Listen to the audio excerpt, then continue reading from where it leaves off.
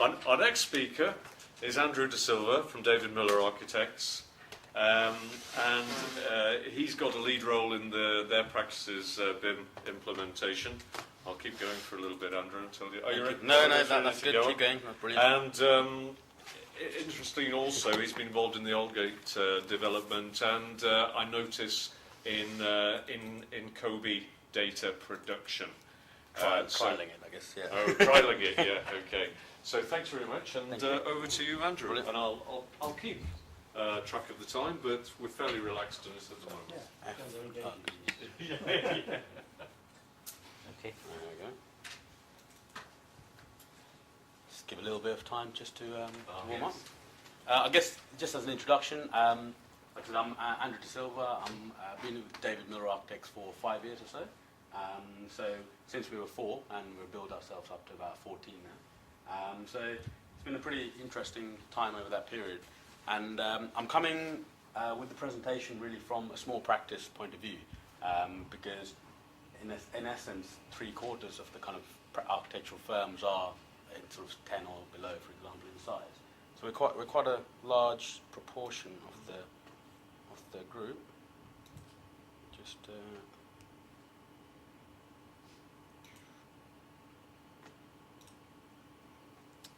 so here we go. Like I said, we're a small practice based in Fitzrovia, sort of central London. And like I said, as typical of small practices, the type of work we do, affordable housing, school, student housing, budget hotels, mixed use, etc.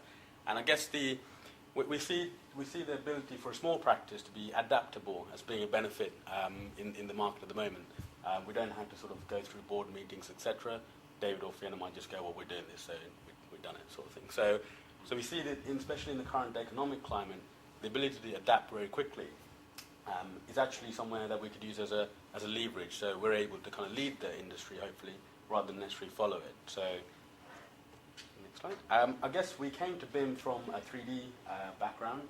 David's background is in kind of complex 3D buildings, different parts of the world. And really what we were doing in the practice was combining 2D drawings out for output and then modeling the 3D in a separate environment, for example, which essentially led to a lot of inefficiencies in many ways, and also duplicating a lot of work or redundant work. So we felt it really, as that was kind of one of the key things. As Paul was saying, information, we agree that's clearly the most useful thing, but also, it's the ability to kind of efficiently do things without having to go into different pieces of software. There's just a slide really, just one of the projects that's currently on site. It's sort of £9 million where we've got a combined structural and architectural model. A little bit of M&E, I think, but that's a generally known issue about M&E consultants with their appointments, etc. But that should be finished, for example, in September. So some of the images are relating to that. The speech today really is just kind of showing how we, as architects, have benefited from the various technologies that are out there.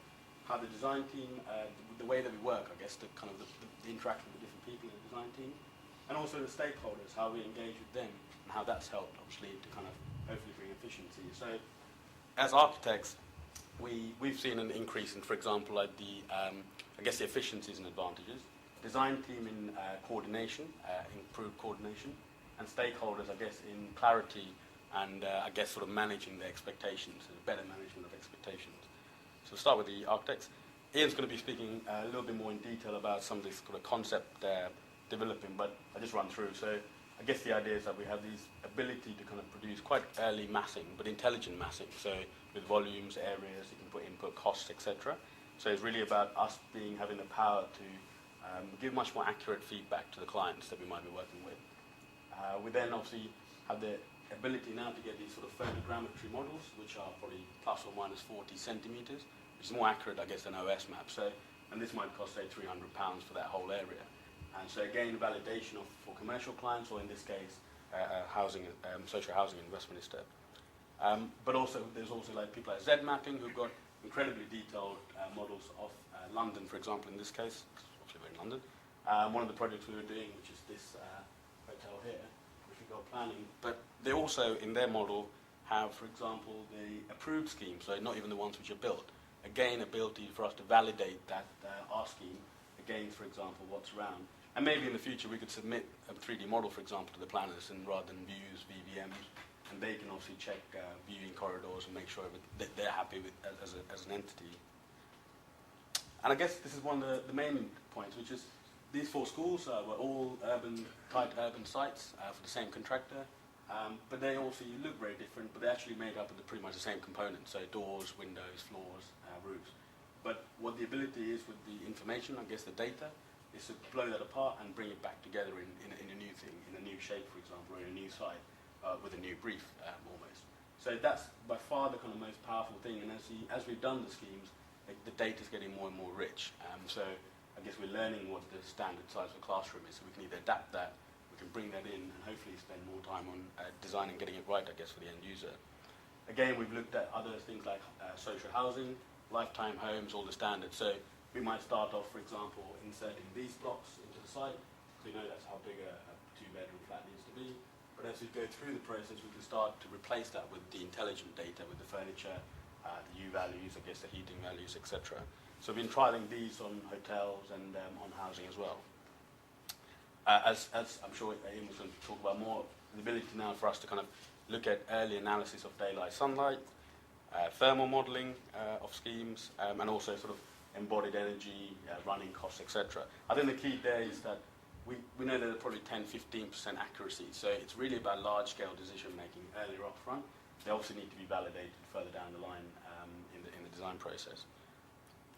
And I guess the biggest change in us has been the way that we work. So a BIM software, we won't obviously name because I know Paul's got particular views on this, but anyway. I know what it is. Yeah. So I guess the point is, like, it's the way that we work now. We're not in the 2D base anymore, so everyone goes to work, opens the model up. It's obviously struggling here a little bit, but No comment.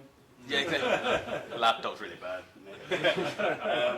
So it's the ability to kind of like very intuitively work through the building. So we're hopefully as architects and designers able to engage with the spaces that we're creating, and also kind of that brings up clashes. So going back to architecture, I guess was the design side. And I think the BIM is always helping us to be able to do that more intelligently.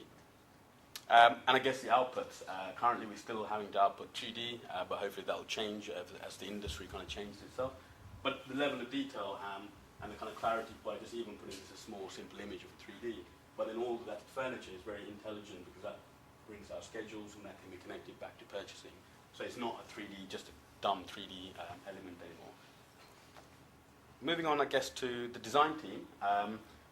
Again, the benefits really, so one of the things we do obviously in the office is to bring in models for like the DTMs, aggregating structural, M&E, maybe it could be specialist manufacturers, canopy systems, whatever.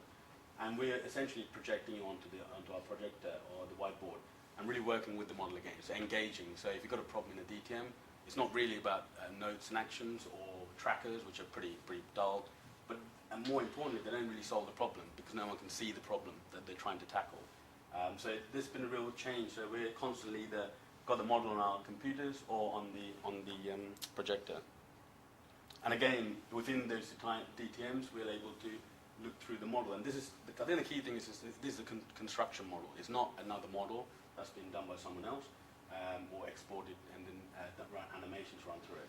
This is just purely the kind of Revit model, and we're just running it through. So this is not meant to be, I guess, not performance, that's not the right word, display or kind of win any prizes. But it's good about, for example, like these sockets are in the wrong place. They should be there.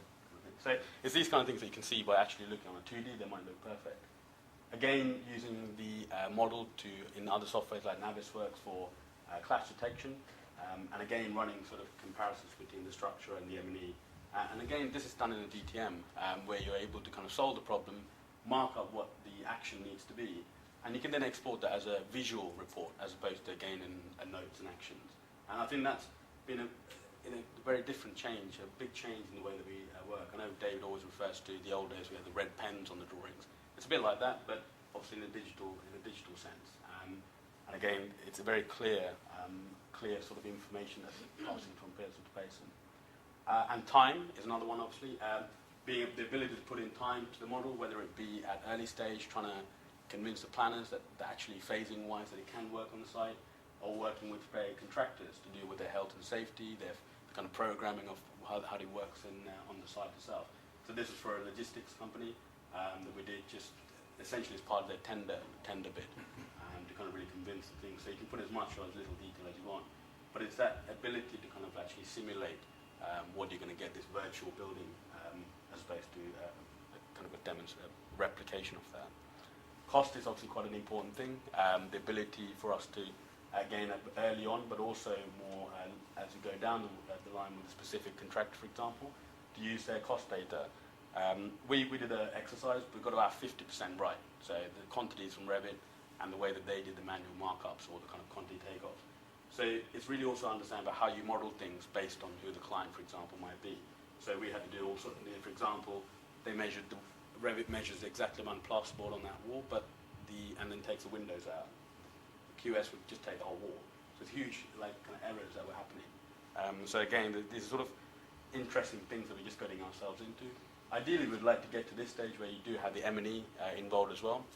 But at the moment, I think it's sort of generally agreed that the kind of appointments of M&E and things are not really working. So either you had to kind of give the M&E a kind of more detailed scope or appointment, or bring in the subcontractors early. But this was done, but that was the 3D M&E was done by the subcontractor for no coordination reasons. So we could tell them where the clash was going to be, but it was obviously too late.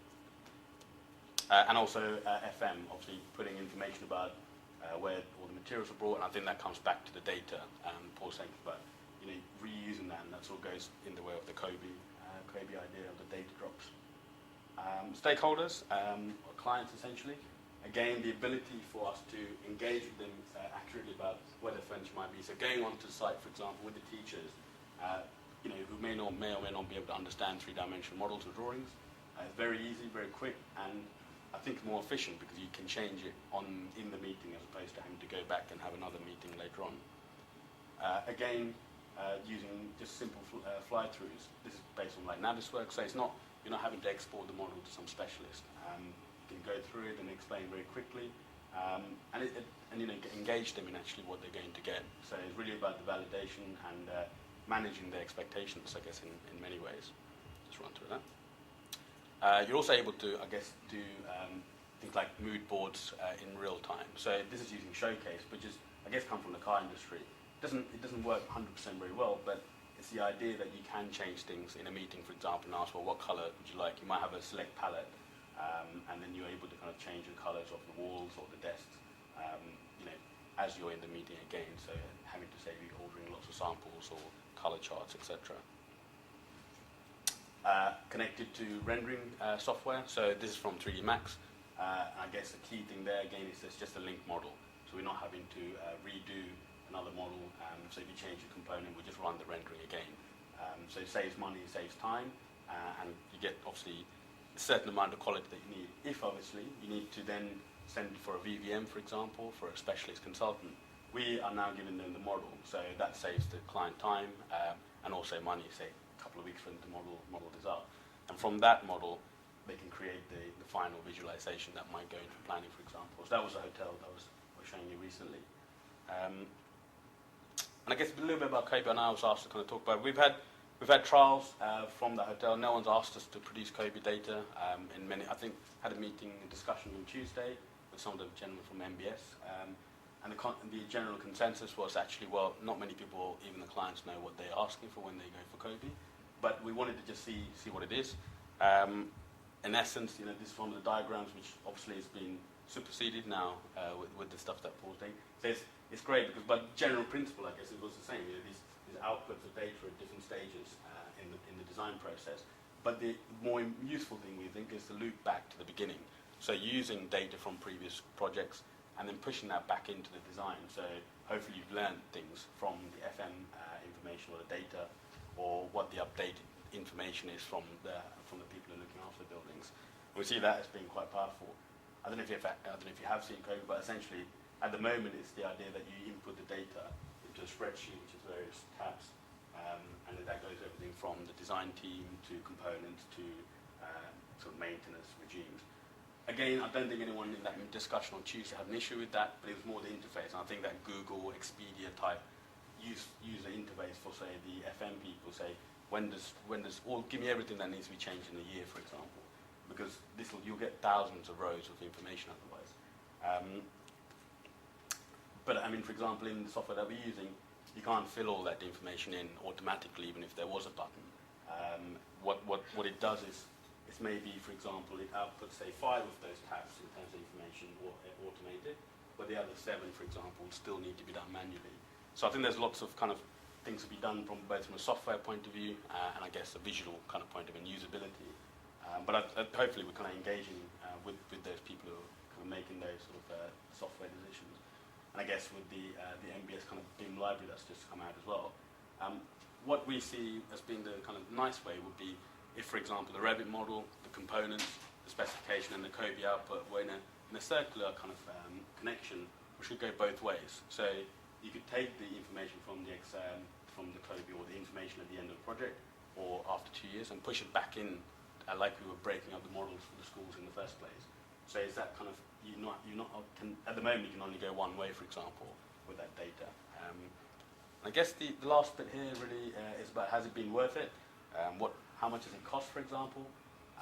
Our small practice, we did some numbers. We think it's costing about £10,000 per seat. So when we were 4 of us, that's obviously quite a huge investment. And that 10,000 is really done on hardware, high-spec computers to be able to handle all this data, the infrastructure like the Cat6 cables, the software licenses, the training, but also the time taken off for the training as well. So we think it's about 10,000 maybe. But when you look at it in terms of what we also, in terms of like the other software and the hardware elements of it, it was still, I think we spent 30,000 or so in maybe the last 4 or 5 years. But the benefits have been great. So if you look at the red line really is the fee income, the kind of cost of the project sort of that we're undertaking. As the technical and the BIM elements of it are flatlining, the projects are going up.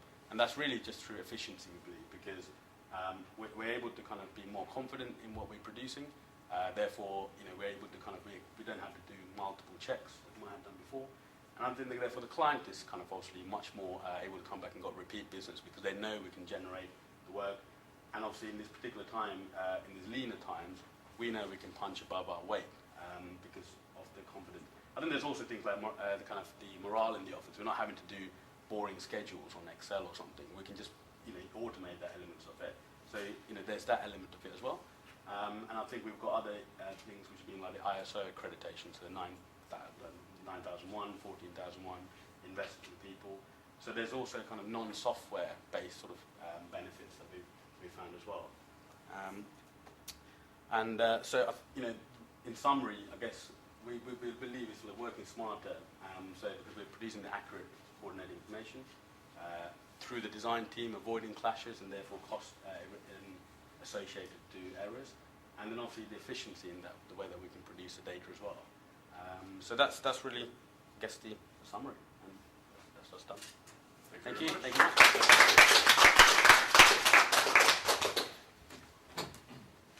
Don't know if that's 15 minutes or not, but that's perfect. That's perfect. Thanks for that. For information, I mean, between I'll tell him afterwards. I think I was interested to see your massing models that you were getting from Z mapping, and so we've got a thing in Northumbria where we've got a city model of virtual Newcastle city model, all one word if you want to Google it. And we're doing exactly that, and for sight lines and things like this. I mean, you've got like the GLA kind of protected views, for example. I mean, I think we had to pay something like £20,000 for someone to do that report. So the client doesn't, the last thing he wants to do is spend another £20,000 on a speculative project. So the ability to kind of put that model in is and hopefully, quite powerful. exactly. Yeah. So good. Thank you very much indeed.